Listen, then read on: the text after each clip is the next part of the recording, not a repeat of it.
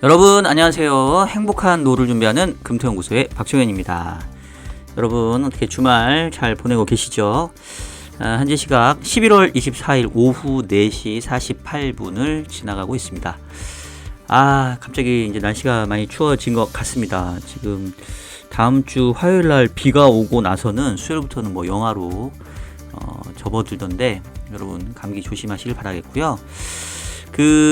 사실 제가 한 요 몇 주 동안 좀 여러분들한테 좀 징징거리는 모습을 좀 보였나봐요. 특히나 이제 뭐 트럼프가 당선된 이후에 다소 제가 조금 우울한 모습을 보였었나 보죠. 그래서 여러분들도 뭐 격려도 좀 해주시고, 제가 이제 뭐 계속 영상 찍는 거에 대한 좀 부담도 토로했더니만 뭐 편하게 해도 된다, 뭐 이런 얘기 많이 해주셔서 여러분들도 응원을 많이 받았고요.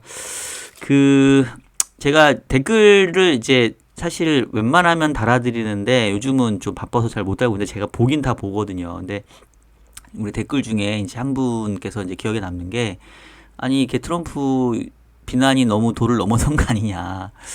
그래서 조금 찔리긴 했는데, 근데 뭐 제가 뭐 트럼프를 뭐 싫어해서 그렇다기보다는 뭐 말 그대로 트럼프는 미국의 대통령이죠. 그리고 미국의 유권자가 뽑은 거고. 근데 이제 그 얘기는 이제 결국은 미국 우선주의적인 정책들을 미국 주권자가 선택을 한 거고, 이제 그에 따른 어떤 영향들을 봤을 때 우리나라에겐 별로 이렇게 썩 좋아 보이지 않는다. 이제 그래서 제가 좀 말씀을 드렸던 것 뿐이지, 제가 트럼프를 비난해서 뭐 얻을 게 뭐가 있겠습니까?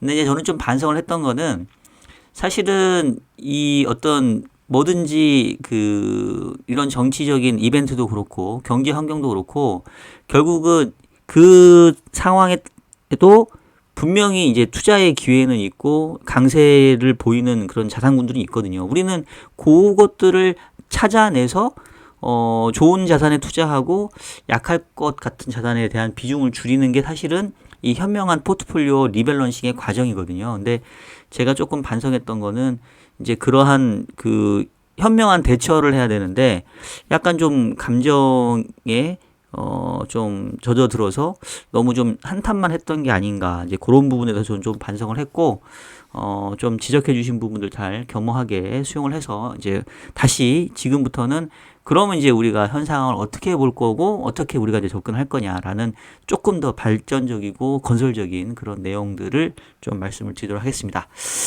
그리고 저기 댓글 얘기가 나온 김에 다른 건 모르겠는데, 제가 이제 저희 큰아이가 두 번째 수능을 이번에 치렀는데 이제 그 얘기 하니까 어떤 분께서 나이가 부모님 세대라고 하시는데, 제가 그 정도는 아니고요. 제가 좀 결혼도 빨리 하고 애도 빨리 나가지고 좀 그런데, 뭐 제 나이 대충 아시는 분들 아시겠습니다만은 힌트를 드리자면 3%의 정프로님과 한 살 차이밖에 안 납니다. 제가 한 살 어리죠, 정프로님보다.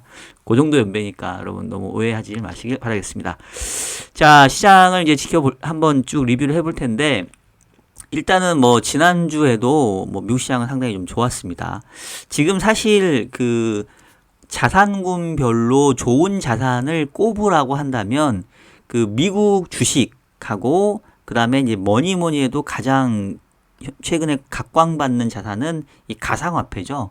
지금 비트코인 같은 경우에는 지금 10만 달러를 지금 눈앞에 두고 있는 상황이고, 지금 거의 뭐 9만 8천 불 정도 된 거고, 지금 보시면 원화 기준으로 1억 3,600만 원이 지금 비트코인 한 개당 가격이고, 최근에 보면 상승률로 보면 비트코인보다 더 가파른 상승세를 보이는 게 이더리움보다는 요즘 뭐 솔라나라든가 뭐 이런 알트코인들이 더 많이 올라가고 있어요. 뭐 리플이라든가 도지코인 막 600% 뭐 최근에 올랐다고 하죠. 600%인가 300%인가 하여튼. 그래서 최근에 이제 이 비트코인 가격들이 상당히 좀 급증하고 있는데, 그러니까 제가 사실은 저도 비트코인 일부 포지션 좀 들고 있죠. 제가 저희 영상 보시는 분들은 항상 제가 얘기하는 거 좀 기억나실 텐데, 모든 자산군에 대해서 골고루 제가 관심이 많기 때문에 가상화폐도 일부 지금 보유를 하고 있는데,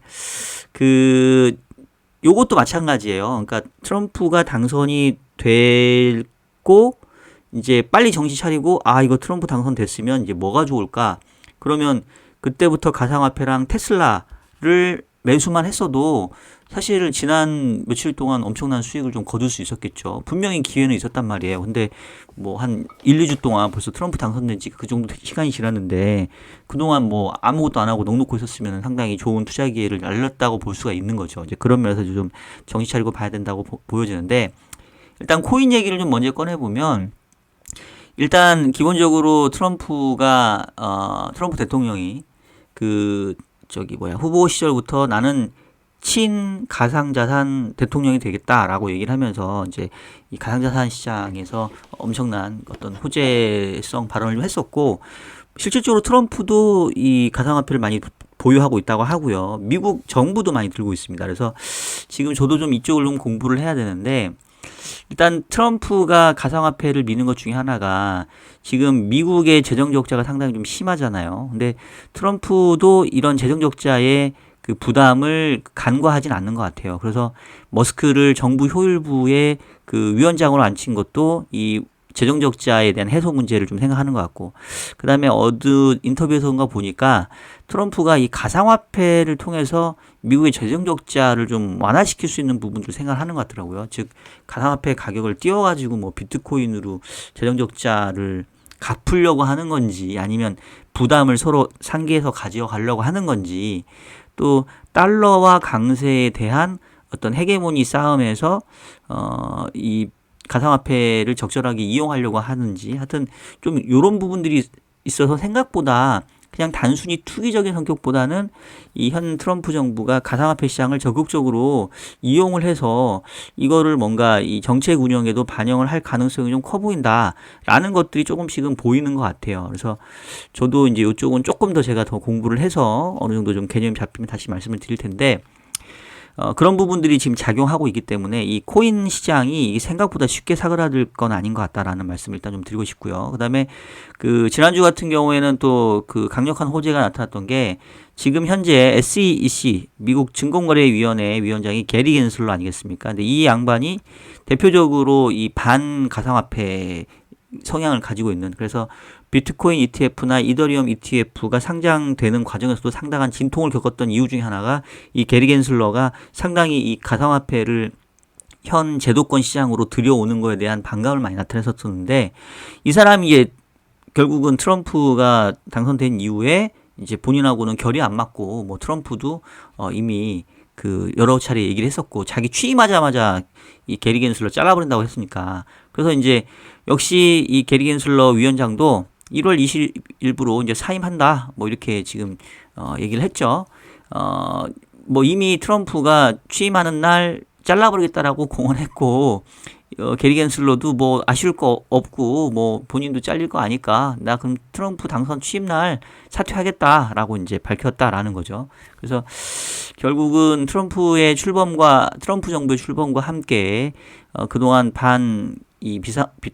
가상화폐의 어떤 성향을 보였던 현재 SEC 위원장이 이제 사임한다는 것만으로도 지금 비트코인이 거의 10만 달러에 육박한 상세를 보였다라는 거고, 그러니까 이런 기회들이 이제 있는데, 뭐 물론 저희 채널이 이 연금 자산에 투자하는 거고, 연금 저축이나 IRP에서는 비트코인 투자를 못하죠. 하지만 뭐 다른 투자 기회도 우리가 좀 엿봐야 되니까 이제 그런 차원에서 기회를 좀 더 살폈으면 좋겠다라는 말씀을 드리고자 이 가상화폐 얘기를 먼저 꺼냈고요. 테슬라도 뭐 사실 지금 아마 테슬라가 PER 기준으로 100배가 넘어간 걸로 알고 있어요. 뭐 너무너무 이제 비싼 가격인데 앞으로 트럼프 정부의 가장 수혜자 지금 일론 머스크고 주로 이제 테슬라를 전기차로 한정해 보기보다는 일종의 이제 자율주행 측면에서 향후에 규제 완화가 이런 자율 운행 차량에 날개를 달아줄 수 있기 때문에 이제 그런 기대감들 좀 반영을 하고 있는 것 같습니다.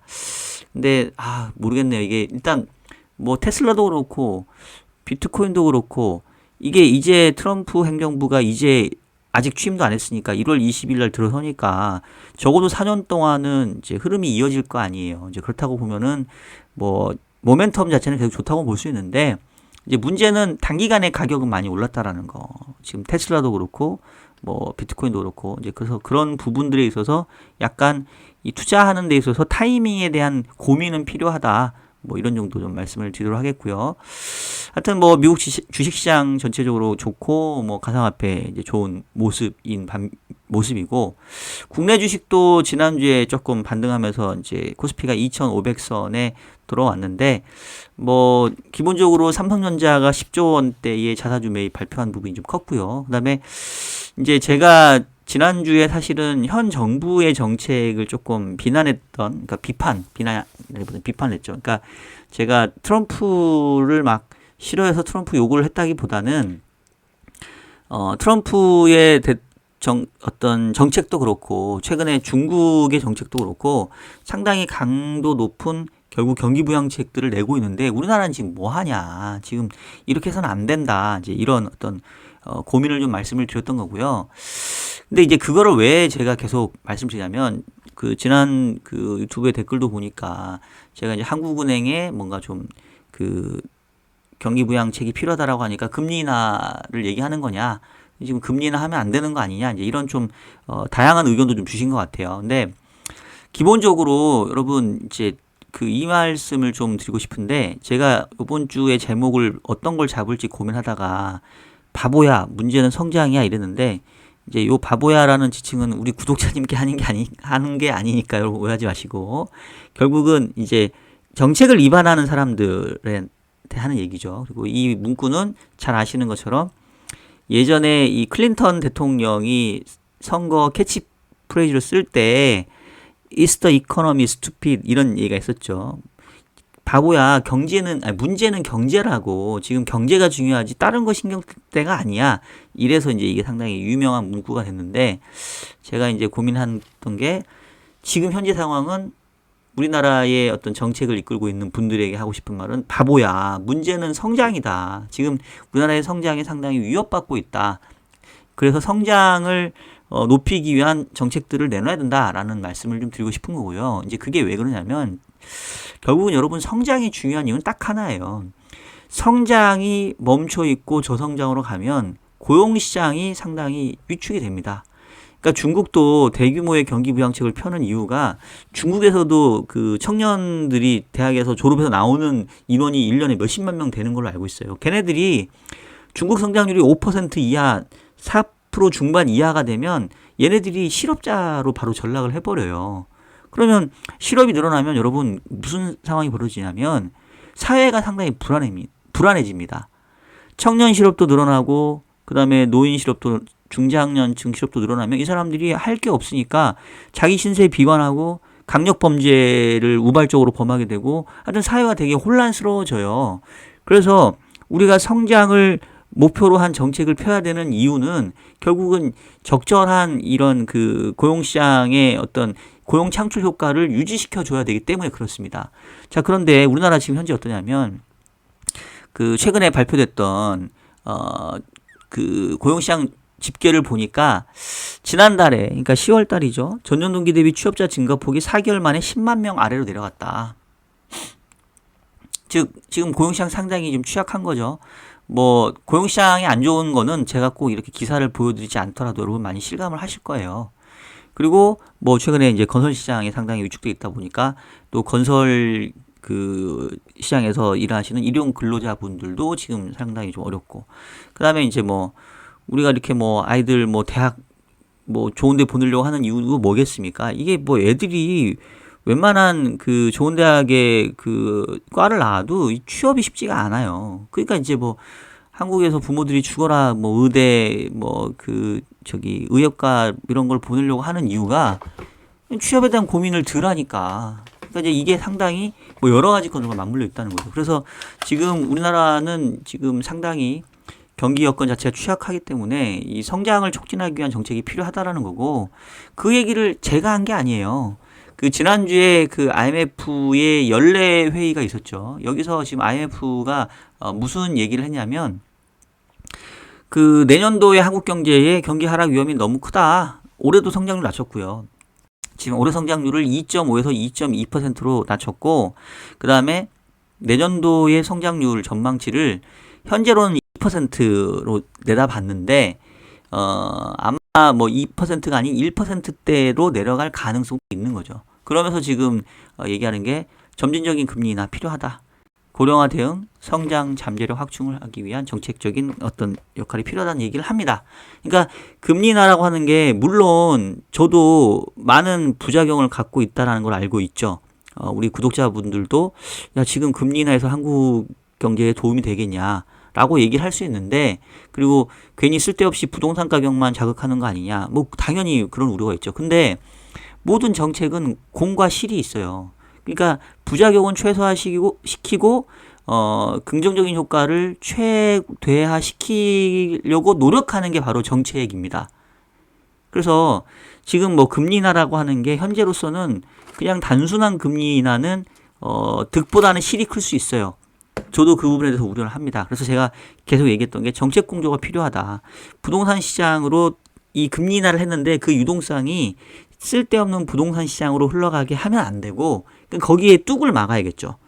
이게 뭐라고 해야 되나? 이게 그 댐에 이렇게 그 밑에 지방이 가뭄이 와가지고 댐에 물을 풀어서 조금 가뭄을 해결시켜주려 하는데, 이 물이 그 논밭으로 흘러가야 되는데 논밭으로 흘러가기 전에 다른 데로 새버려. 그러면 이제 아무 필요가 없잖아요. 그러니까 논밭으로 물이 잘 가게 흔히 말하는 그 관제라고 해야 되나? 배관 이런 거를 잘 해야 되는 거 아니겠어요? 그거가 바로 정책 공조죠. 그래서 제가 지금 뭐 최근에도 계속 얘기하고 있습니다만은 금리 인하든 뭐 성장을 촉진하는 재정 정책이건 쓰면서 이 돈이 최대한 실제 자금이 필요한 긍정적인 곳에 갈 수 있도록 아주 그 세심한 정책적인 설계가 필요하다. 그러면서 이제 금리 인하를 하면 어쨌든 간에 부작용은 최소화시키고 당장은 우리가 지금 성장이 부족하니까 이런 부분을 좀 충족시킬 수 있지 않겠냐, 이제 이런 말씀을 제가 좀 드리는 거고요. 단순히 무조건 뭐 금리 인하하자 이런 얘기는 아니다라는 거 한번 다시 말씀드리고 싶고, 다행인 거는 지금 서울 부동산의 매매 가격 전망 지수가 올해 4월 이후에 처음으로 하락세로 전환이 됐습니다.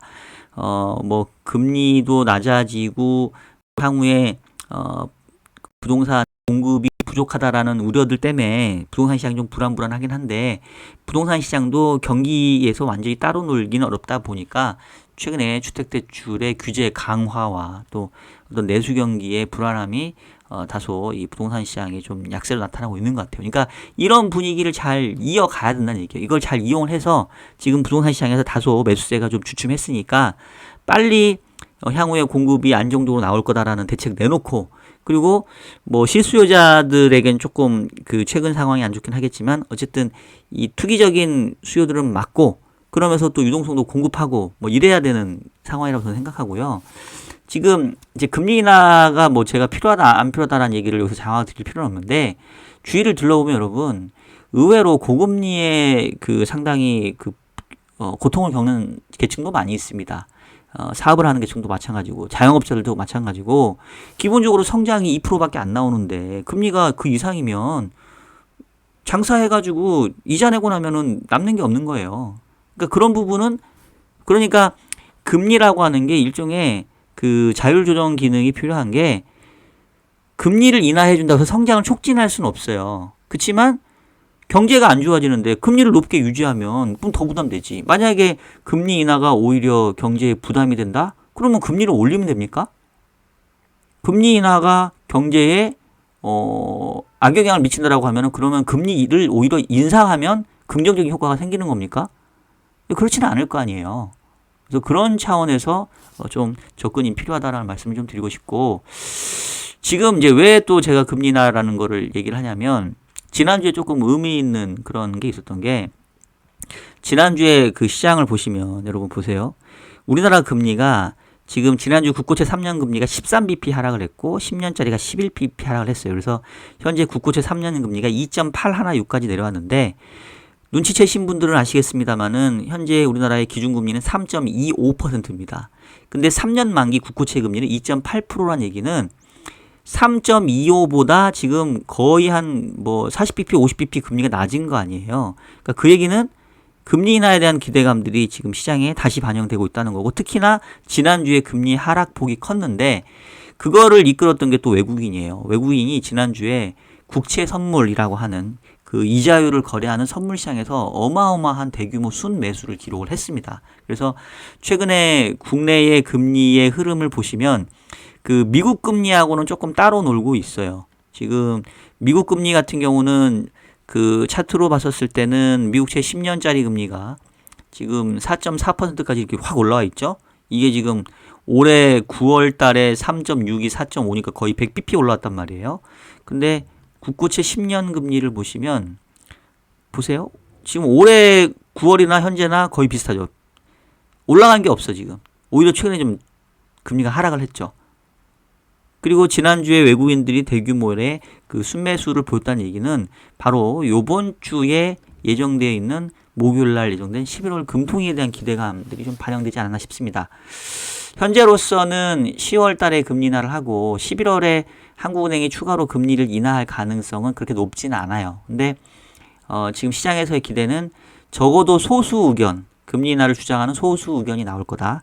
그 다음에 이제 분기의 중간 달에는 수정 경제 전망 발표를 하는데 지금 IMF는 내년도 성장률 전망을 2%로 했지만 한국은행 입장에서는 1%대로도 낮출 수 있다. 왜냐하면 사실 만약에 정책적인 대응이 안 나온다면 내년도 성장률이 1%대로 떨어지는 거는 저는 뭐 어떻게 보면은 좀 예정되어 있지 않나 싶습니다. 왜냐하면 내수 계속 안 좋다고 그랬죠. 지금 금리도 맘껏 못 내리죠. 그 다음에 이제 수출은 이미 10월부터 둔화되기 시작을 했고 내년도에 뭐 그 트럼프 정부의 관세 정책이 우리 수출에는 더 안 좋을 거 아니에요. 그럼 사실은 내년도에 성장을 할 모멘텀이 없어요. 그러니까 소는 누가 키울 거냐고, 소는. 소를 키울 사람이 없어, 지금.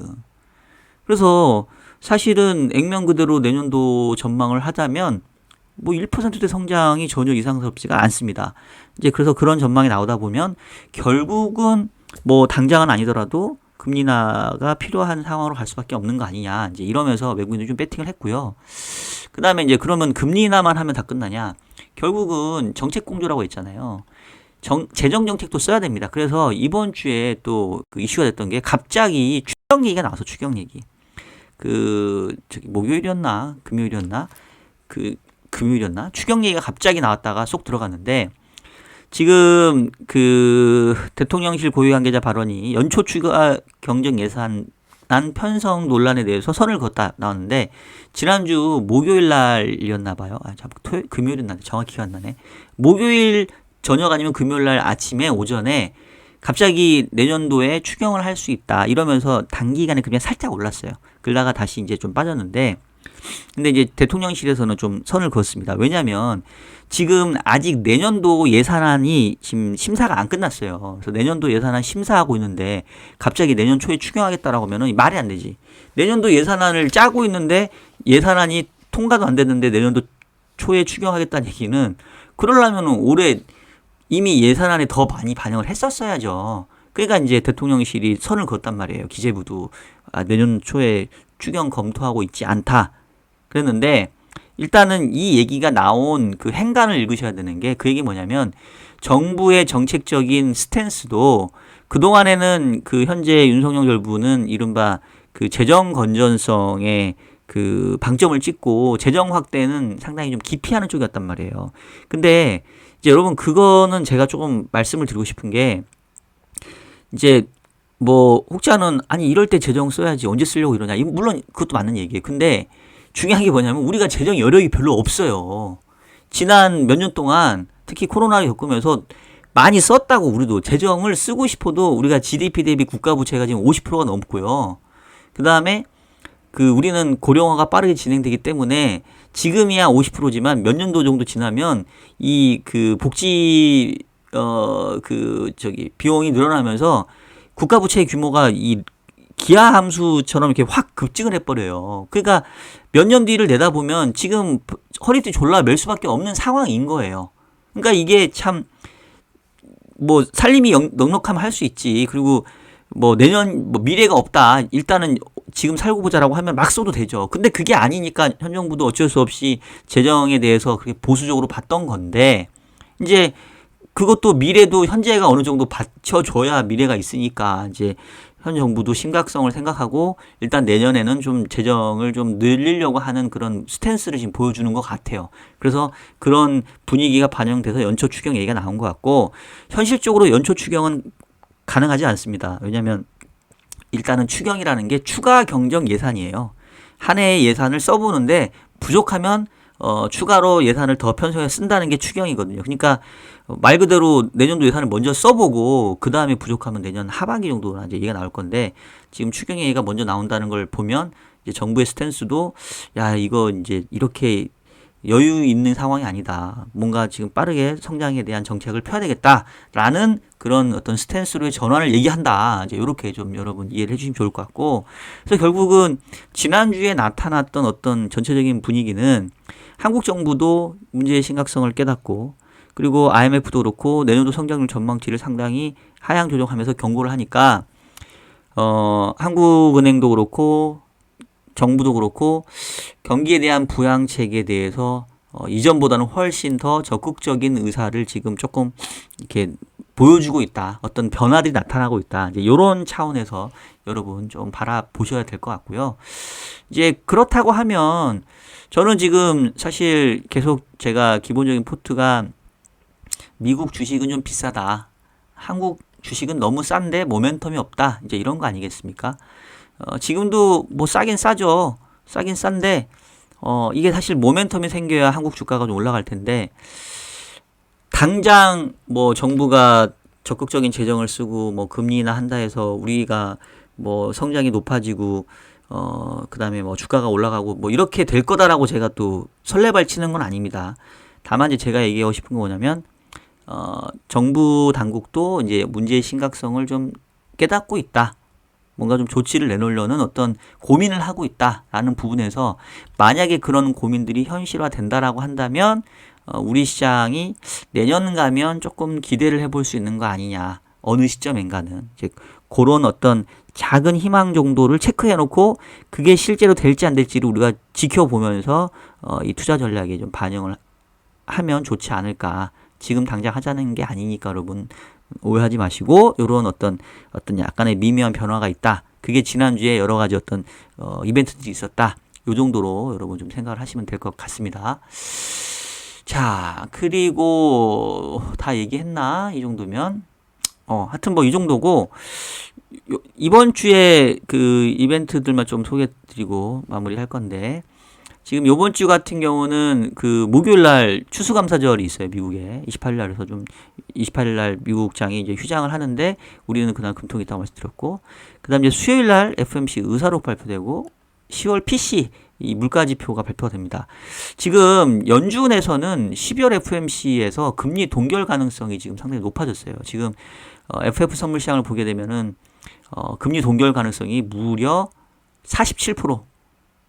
인하가 52%가 지금 거의 똔똔이에요.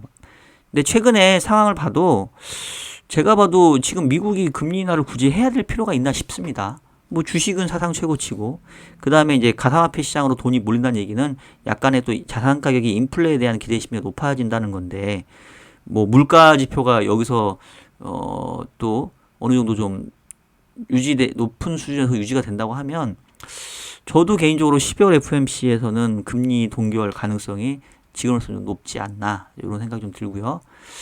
다만 미국 금리의 경우에는 그래서 미국의 커브가 지금 상당히 지금 다시 좀 약간 플랫되는 이런 모습들을 좀 보여주고 있죠.